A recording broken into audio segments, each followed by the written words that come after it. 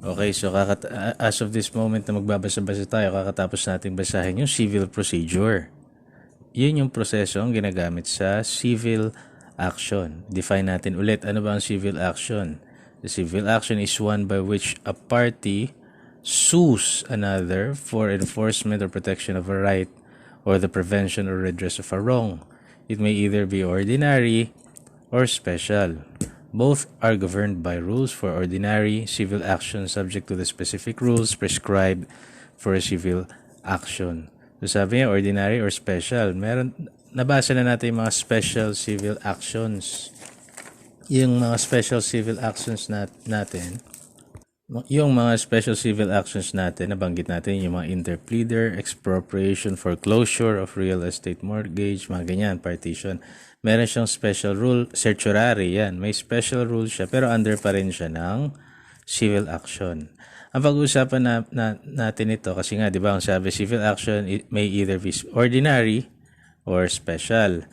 Ngayon, meron naman tayong special proceeding. Ano ba yung kaibahan niya para hindi tayo malito? Meron kasing special proceeding. Pag-usapan natin ang special proceeding and special writs. So under the rules, special proceedings is defined as a remedy by which a party seeks to establish a status, a right, or a particular fact. So, kaya siya distinct from an ordinary legal action. Di ba usually pag legal action, may cause of action mo is sino ang may better right sa inyo sa lupa, title to or ownership, ganyan. Ito naman, special siya. Special proceeding kasi initiated siya by a petition, application, or a special pleading. Di ba pagka civil procedure o yung pleading, di ba? Initiated by pleading, ganyan-ganyan. Ito, it is initiated by a petition, usually. So, ano ba yung mga under ng special proceedings? Yung mga settlement of estate of deceased persons, escheat, guardianship and custody of children, trustees, adoption, rescission and revocation of adoption, hospitalization of insane persons, habeas corpus, change of name, voluntary dissolution of corporation, judicial approval of voluntary recognition of minor natural children, constitution of family home, declaration of absence and death, cancellation and correction of entries in the civil registry. So parang mas madaling intindihin siguro, wala siyang kaaway talaga. Parang ganon. Kaya nga ang definition niya is a remedy by which a party seeks to establish a status, a right, or a particular fact. So, hindi siya adversarial. Parang ganon. Wala kang kaaway. Hindi kagaya ng talo kayo sa lupa. Di ba? Yung ganon. O sige, venue and process. So this is under Rule 73 of the Rules of Court. So under Rule 73 of the Rules of Court, okay, Section 1, if the decedent is an inhabitant of the Philippines at the time of his death, whether a citizen or an alien, his will shall be proved, will yung tinukoy niya rito, shall be proved or letters of administration granted and his estate settled in the regional trial court in the province in which he resides at the time of his death, and if he is an inhabitant of a foreign country, the regional trial court of any province which he had estate. The court first taking cognizance of a settlement of the estate of the decedent shall exercise jurisdiction to the exclusion of all other courts. The jurisdiction assumed so far shall not be contested in suit or proceeding except in an appeal from that court in the original case or when the want of jurisdiction appears on record. Yan. Rule 74, Summary Settlement of Estates. So Rule 74, Section 1 of the Rules of Court allows the extrajudicial settlement of estate by agreement among heirs, provided Number 1, that the decedent left no will. Number 2, that the decedent has no debts or his debts have been fully paid. Number 3, the heirs are all of legal age or the minors are duly represented by their judicial or legal representative. And number 4, a public instrument is duly executed by heirs and filed with the Register of Deeds. So ano bang nilalaman ng extrajudicial settlement? So number 1, compliance with the legal conditions for an extrajudicial settlement. Number 2, description of the properties to be extrajudicially settled. Number 3, nature of the property, if conjugal siya o ano. Number 4, name of the heirs. Number 5, how the property shall be divided among the heirs. Number 6, posting of a bond if there is personal property involved. And number 7, undertaking that the deed will be published in a newspaper of general circulation once a week for 3 consecutive weeks. So under the rules settled for, itong pinag-uusapan natin ngayon yung summary settlement of estates, which is a special proceeding. Sabi niya, estate must be paid first. So those who died after January 1, 2018, ang gagamitin mo na is train law. So ayon doon, estate tax return must be filed within 6 months from the decedent's death. Deadline might be extended by the BIR Commissioner in meritorious cases not exceeding 30 days. The estate itself is assigned its own tax identification number. The estate tax return is filed with the Revenue District Office having jurisdiction over the place of residence of the decedent at the time of his death.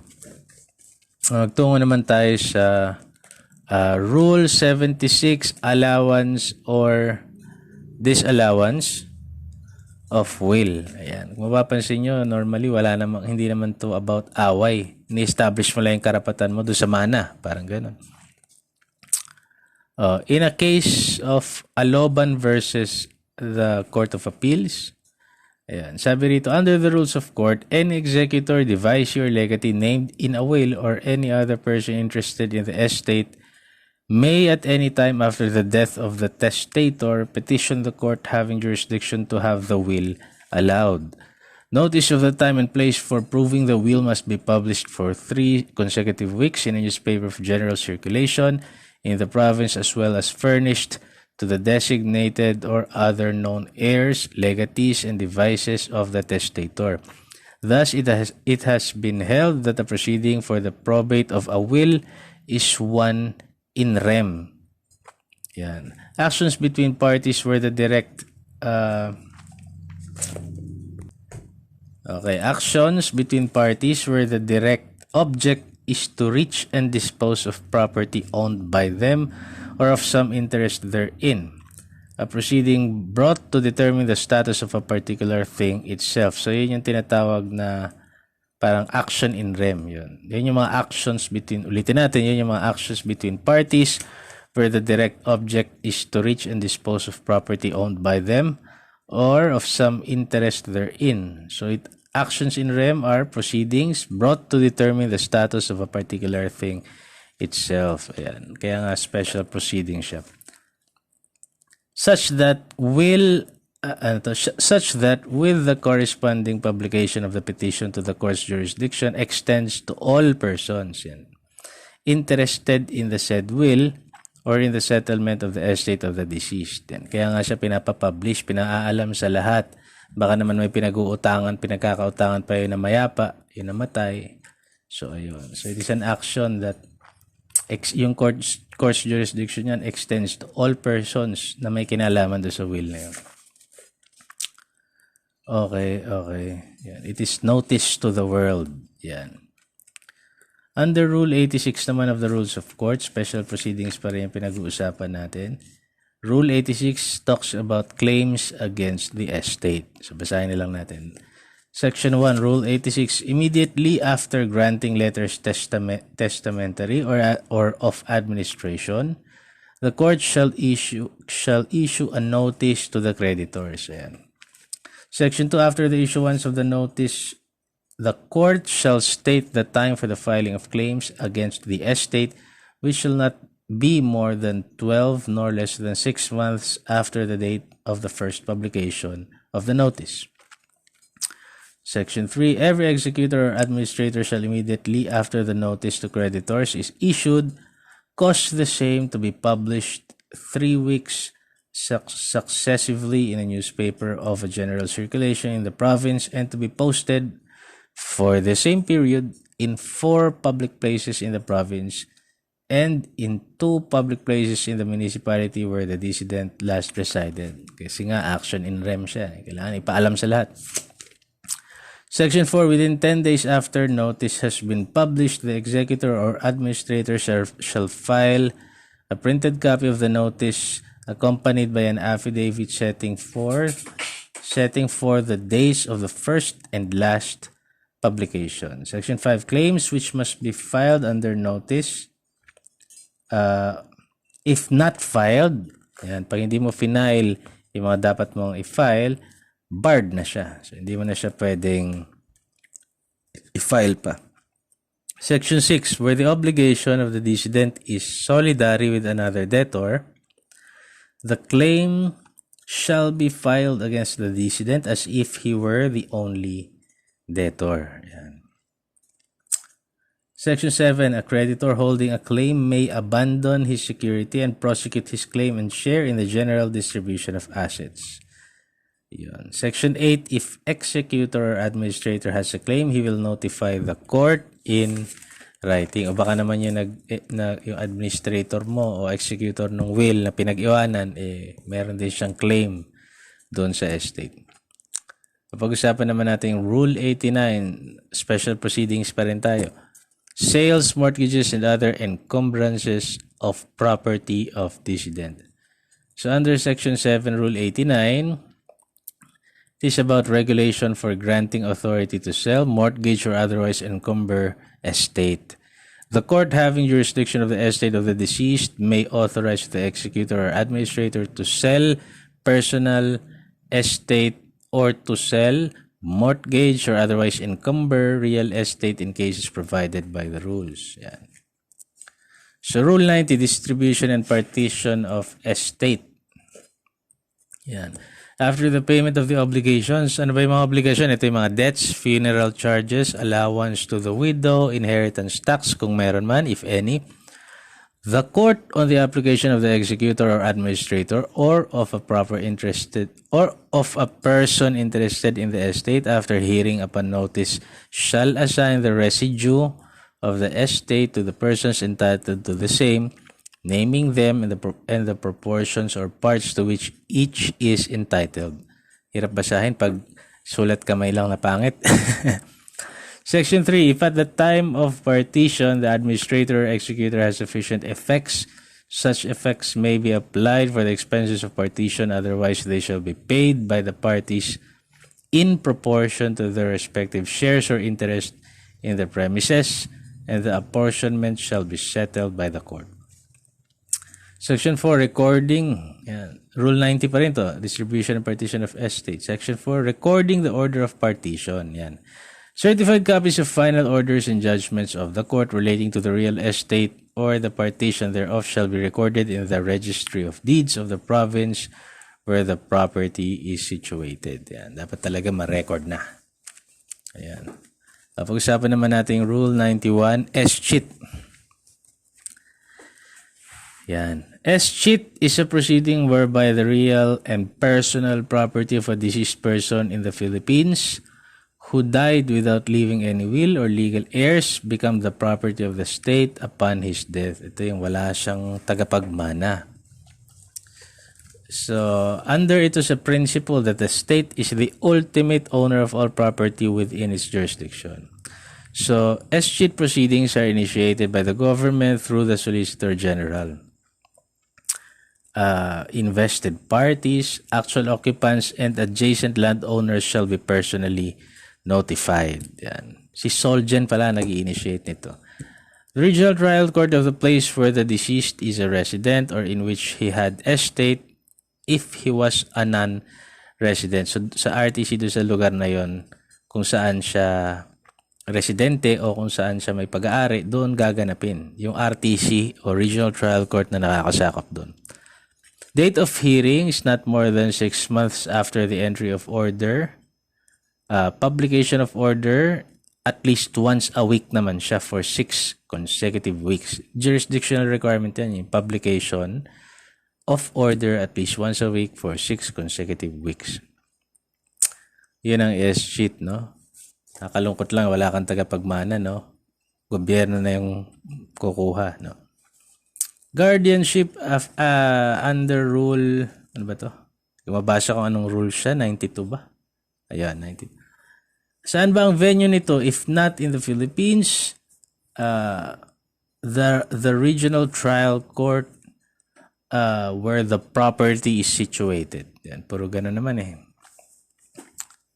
Ayan, where the property is situated. Usually, naglalagay ka naman ng guardianship kapag yung minor may may pag-aaring naiwan sa kanya. Ayan. So, kung wala yung minor sa Pilipinas, RTC, the Regional Trial Court has jurisdiction where the property is situated. Doon yung venue. RTC, kung saan yung lugar ay situated. If the minor is in the Philippines, the Regional Trial Court of the place of residence of the minor. Yan. O kaya naman, Justice of Peace of the municipality.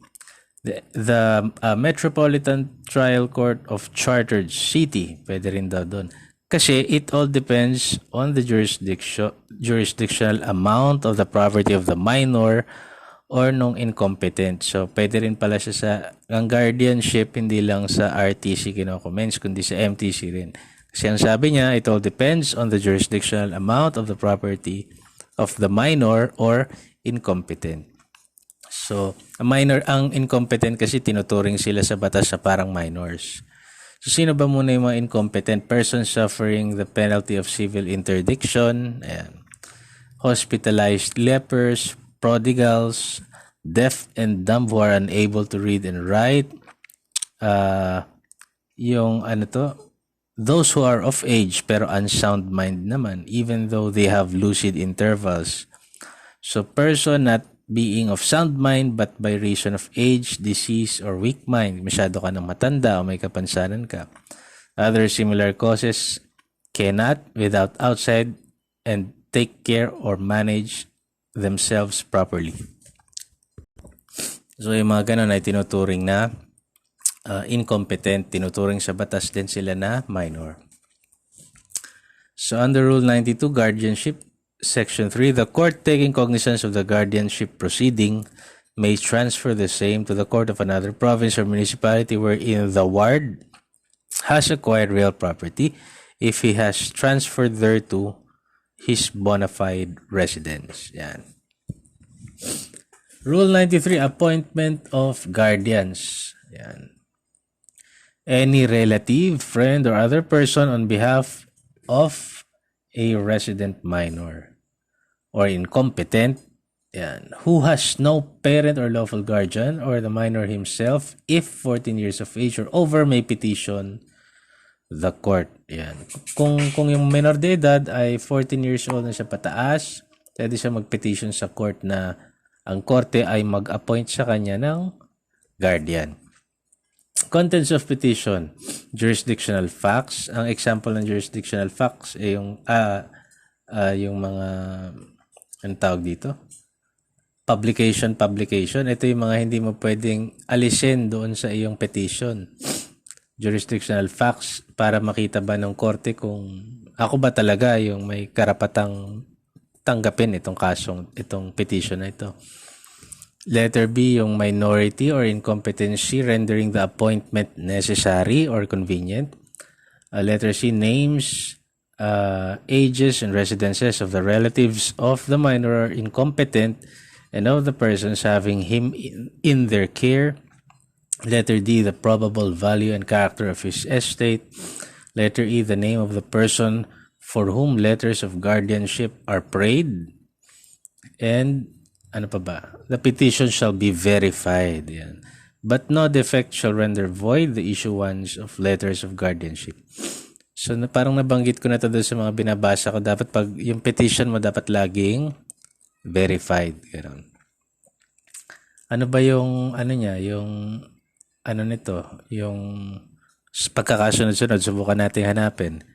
So, kung walang depekto ron sa kanyang petition, yan, the court shall set a hearing. Mag-hearing siya.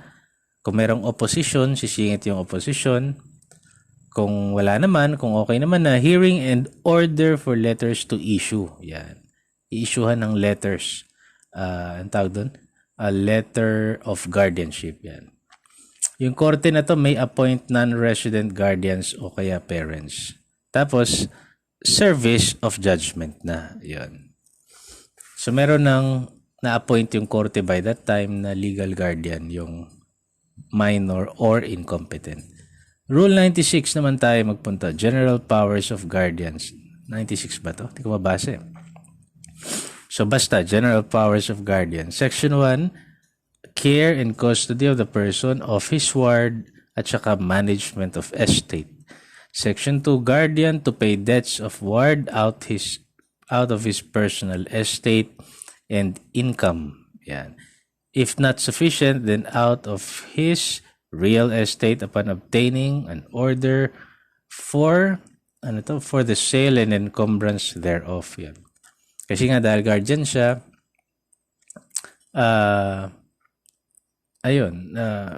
kung hindi kayang bayaran ng pag-aari ng bata yung mga pagkakautang ng bata, kunwari, yung court shall order for the sale and encumbrance of the property of the ward, of the minor or incompetent ward. Section 3, settle accounts. Yan ang ginagawa. Yan ang general powers of guardians yan.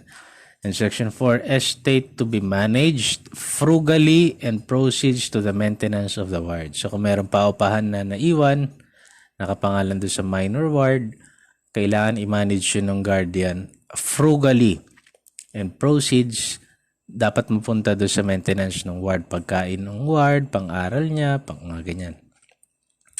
Expenses and compensation of the guardian allowed upon expiration of 1 year from the time of the appointment as a guardian. Yeah. So Rule 97, termination of guardianship. Section 1 of Rule 97. Dapat magpe-petition ka rin to terminate guardianship. So, petition that competency of ward be adjudged and proceedings thereupon. Yeah. Kung judicially declared competent na si ward, yan, terminated na ang guardianship. Section 2, when guardian removed. Kasi yung guardian naging insane or otherwise incapable of discharging his duties or has wasted or mismanaged the estate. O kaya naman nag-fail yung guardian for 30 days to render an account or make a return. Yan, kasi kailangan niya magbigay ng return sa korte Napakita niya, ganito ko po pinapamahalaan yung aking ward at yung estate niya. So kung nag-fail siya, hindi siya nagbigay ng return sa court, the court may remove him and compel him to surrender the estate. And when the guardian resigned and was allowed by the court. Yan.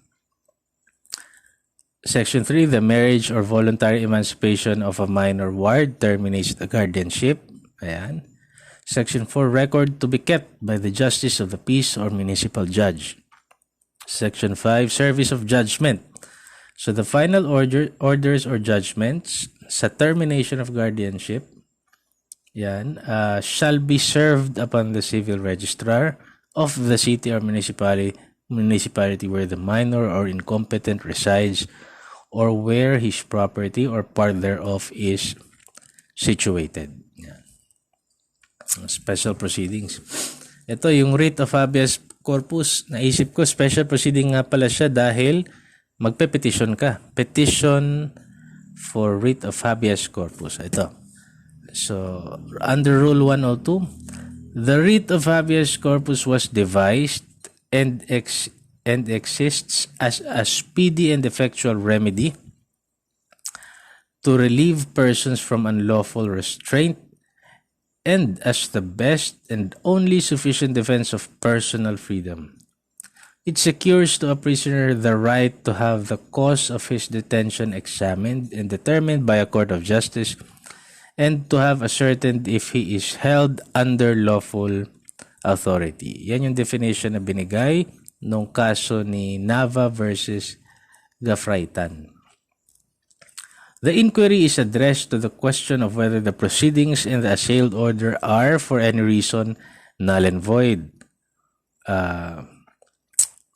Writ of habeas corpus is only granted in exceptional circumstances. So it should not be granted in advance of a trial. Ordinary course of trial must be pursued and the usual remedies exhausted before resorting to the writ of habeas corpus. So, cannot be issued as a means of reviewing errors of law. Kasi ang writ of habeas corpus is a summary remedy. And the only parties are the prisoner and the custodian. The only question to be resolved is whether the custodian has authority to deprive the petitioner of liberty. So, writ of habeas corpus applies to all cases of illegal confinement. Writ of habeas corpus cannot be suspended except for invasion and rebellion. So, under the Constitution yan. Hindi siya pwedeng i-suspend except kung merong invasion and rebellion. I'm just wondering, napakahirap siguro para sa isang magulang kung yung anak mo ay sumama sa makakaliwang grupo, nag-aktivista o kaya sumali sa terrorist group. Kanino ka mag-file ng writ of habeas corpus? Paano orderan ng korte ang NPA, for example, na ilabas yung anak mo dahil nasa custody nila, whether kung sumama sa kanila o kinidnap nila, unlawful entity nga sila. Paano mo siserban ng court process yung paano utusan ng korte yun? Lumalabag nga sila sa batas. Whether kinidnap nila yung isang tao o inillegally detained nila yung isang tao. So, ang hirap, no? Pero kung police o person in authority, siya madaling servan. Pero paano kung terrorist group na yan yung mga conflict sa isip ko. Okay, magtungo naman tayo sa writ of habeas corpus in relation naman to custody of minors. Ito, the verified petition may be filed by any person claiming right to the custody of the minor with the family court of the province or city where petitioner resides or where the minor may be found. So, yung contents ng mga petition, letter A, personal circumstances of the petitioner and of the respondent. Letter B, the name, age, and present whereabouts of the minor and his or her relationship to the petitioner and the respondent. Letter C, the material operative facts constituting deprivation of custody. And letter D, such other matters which are relevant to the custody of the minor. The petition shall be accompanied by a certification against forum shopping. Failure of petitioner to appeal, dismissal ang magiging resulta unless counsel is there. Hold departure order for the minor subject to the petition, pwede, and the court may issue protection order. So the writ of habeas corpus is prosecuted for the purpose of determining the right of custody over a child. So naglabas ang Korte Suprema natin ng writ of habeas corpus in relation to minors. Yan, itong pinag-uusapan natin na to ay specifically for minors.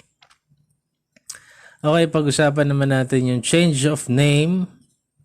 Yan, under Rule 103 and yung cancellation or correction of entries in the civil registry under RA 108 yata ito. So, ano ba yung kaibahan ng change of name under Rule 103 of the Rules of Court and the cancellation or correction of entries in the civil registry? Yung dalawang magkaibang proceeding na ito. Ayan. So, ang change of name under Rule 103 ay ang venue niyan sa Regional Trial Court. Under Article 376 of the Civil Code, no person can change his name or surname without juridical authority. Since it involves substantial changes, the objective is the prevention of fraud. Petition for change of name is personally filed by natural persons regardless of status. Yung adopted child and alien, yung alien domicile in the Philippines na hindi sila temporary lamang dito. Pwede silang petition for change of name. So, ang jurisdictional requirements, number 1, publication of petitioner for 3 consecutive weeks in the newspaper, etc. Number 2, both title or caption and body shall recite. Letter A, name or alias of the applicant. B, cause for which change of name is sought. And letter C, new name asked for. So, ang pag-change of name kasi is a matter of public interest. So, ano naman yung mga grounds na pwede mo ilagay para payagan ka ng ating korte na magpalit ng pangalan? Number 1, name is ridiculous, dishonorable, or extremely difficult to write or pronounce. So, Kita Pepe, ganyan yung pangalan mo. Mark Kita Pepe Ray, ganyan. So, pwede mong alisin yung mga ganyan. Number 2, change of name results as a legal consequence as in legitimation. Yan. Result dahil sa legal consequence ng legitimation mo. Number 3, change will avoid confusion. Yan. Number 4, when one has continuously used and been known since childhood by a Filipino name and was unaware of alien parentage. So, puti ka o kaya dayuhan yung dugo mo pero dito ka na talaga lumaki. Number 5, sincere desire to adopt Filipino name to erase signs of former alienation in good faith without prejudicing anybody. So, kunwari, galing ka sa isang pangit na past, alipin, pangalan ng alipin, sa ibang bansa yung binigay sa'yo, tapos gusto mo nang magsimula ng bagong buhay dito. Yan, mga ganyan. And number 6, surname causes embarrassment and there is no showing that the desired change of name was for a fraudulent purpose. So, hindi mo naman gustong tumakbo sa pananagutan mo sa batas o krimen. Pinapapalit mo lang yung surname mo dahil yung surname mo ay nagkukos ng embarrassment. Yan, mga ganyan. So, i-compare natin siya naman, itong change of name, doon sa cancellation of correction of entries in the civil registry. So, itong cancellation or correction may be filed by any person interested in any act, event, order, or decree concerning the civil status of persons which has been recorded in the civil register. So, verified petition din ito with the RTC. Pareho sila, where the civil registry is located. So, itong change of name at saka yung cancellation and correction of entries in the civil registry, pareho mo silang ipa-file sa RTC, where the civil registry is located. So, ano yung mga grounds nito? Kailangan ng grounds mo good and valid lamang. Letter A, births, marriages, death, legal separations, judgments of annulment of marriage, judgments declaring marriage void from the beginning, legitimations, adoptions, acknowledgements of natural children, naturalization, election laws, recovery of citizenship, civil interdiction, judicial determination of filiation, voluntary emancipation of minors, change of name. Yan. So kagaya nung binabanggit natin kanina, nagpa-change of name ka.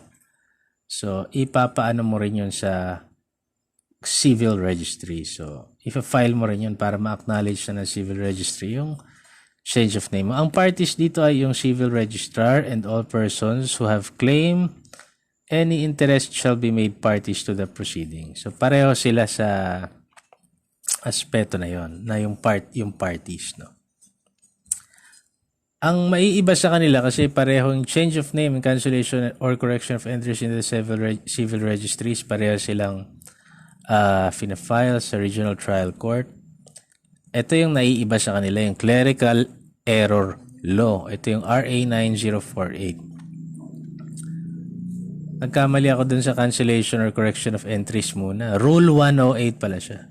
Sulitin natin, change of name, Rule 103, cancellation or correction of entries in the civil registrar, Rule 108 yan. Yung clerical error law is RA, Republic Act 9048. Ito authorizes the city or municipal civil registrar or the consul general to correct a clerical error in an entry and or change the first name or nickname in the civil register without need of judicial order. Hindi mo na kailangan na magpunta sa korte. Correction of clerical, typographical, yan ang pwede mong i-correct dito. Maliban lang or except sex, age, nationality, and status. So, petitioner, ano bang gagawin niya? Yan. The first name or nickname, kung ridiculous yon, yung pangalan mo, kunwari Luis Wiz, Yun. First name lang ang pinag-uusapan dito. Dishonorable, yun nga, Kita Pepe Manzano, yun ang pangalan mo. Pwede ka nang hindi dumaan sa korte. Doon sa change of name kasi, surname, yan. Sa clerical error law, yung first name pwede na. Ayan, so petitioner's first name or nickname ay ridiculous or dishonorable, difficult to write or pronounce. Yan. New first name or nickname must have been habitually used and publicly known.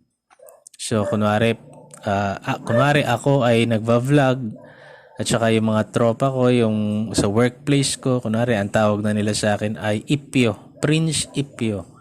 Tapos ang pangalan ko ay Kita Pepe. So pwede ko nang gamitin yung Prince Ipio na pangalan ko kasi doon ako kilala na ng mga tao. Tapos dishonorable pa yung unang pangalan ko. Yun, pwede na ako magpapalit ng first name lamang under the clerical error law. O kaya naman, papayagan nila ito kung yung pagpapalit mo ng first name mo will avoid confusion. It may be filed by a person of legal age. So, kailangan 18 years old and above. Yung petition mo must contain, number 1, merits of the petition, number 2, competency of the petition, and number 3, erroneous entry to be corrected and proposed correction. Yan. Magpunta naman tayo dito sa writ of amparo na AM number 7-9-12 ng Supreme Court. Yan. So, sino ba muna ang parties? Ano ba itong writ of amparo na to? Parties shall establish their claims by substantial evidence. Yun yung sinabi niya eh. Substantial evidence. Writ of amparo is a remedy available to any person whose right to life, liberty, and security is violated or threatened with violation by an unlawful act or omission of a public official or employee or of a private individual or entity.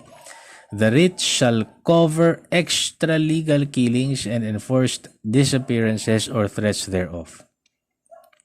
Writ of amparo may be filed by the aggrieved party or by any qualified person or entity in the following order. Letter A, any member of the immediate family. Ito yung mga spouse, children, parents of the aggrieved party. Letter B, any ascendant, descendant, or collateral relative within the fourth civil degree of consanguinity or affinity in default of those mentioned in the preceding paragraph. So, consanguinity, yung kapatid mo within the fourth civil degree. Yung asawa ng kapatid mo by affinity, pwede siyang pwede rin siya na mag-file nito para ipagtanggol ka. So, ang sabi niya kasi, any ascendant, descendant, or collateral relative within the fourth civil degree of consanguinity or affinity. Yun sinabi niya. Letter C, any concerned citizen, organization, association, or institution if there is no known member of the immediate family or relative of the aggrieved party. So, filing of a petition suspends the right of all authorized parties to file similar petitions. So, pag nag-file na yung asawa mo, yan, hindi na muna makakapag-file yung nanay mo, mga ganyan. Pag yung unang nag-file na.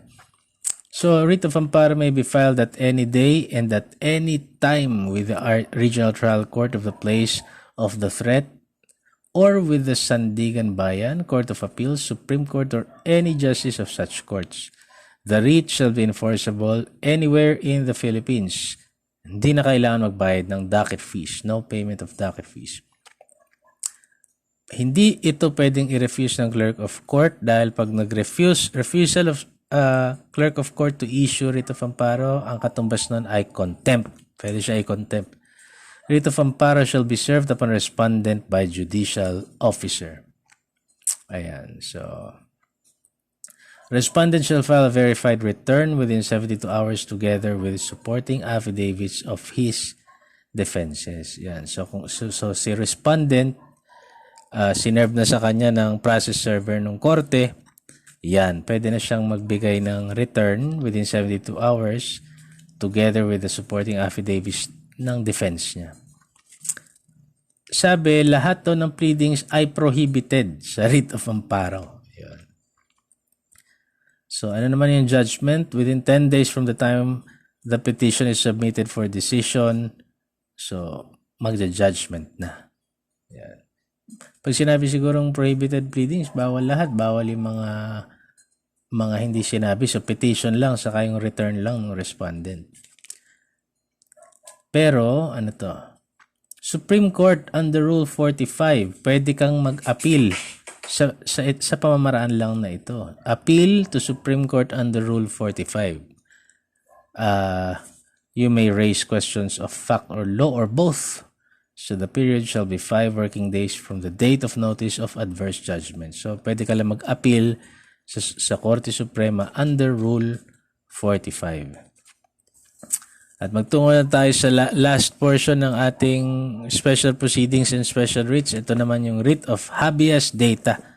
So similar sa writ of amparo, it is a remedy available to any person whose right to life, liberty, or security is violated or threatened with violation by an unlawful act or omission of a public official, employee, or private individual or entity engaged in the collecting or storing data, or information regarding the person's family, home, and correspondence of the aggrieved party. So, who may file, ganun din. Pwede siyang i-file, kaparehas din ng sa writ of amparo by any member of the immediate family, any ascendant, descendant, or collateral relative within the foreseeable degree of consanguinity or affinity. Mga ganyan. At any day, pwede rin siyang i-file sa kahit na ano pang sa Regional Trial Court of the place of the threat, Sandigan Bayan, Court of Appeals, Supreme Court, or any justice of such courts. It shall be enforceable anywhere in the Philippines. Ganon din siya sa mga nabanggit natin sa writ of amparo. Okay.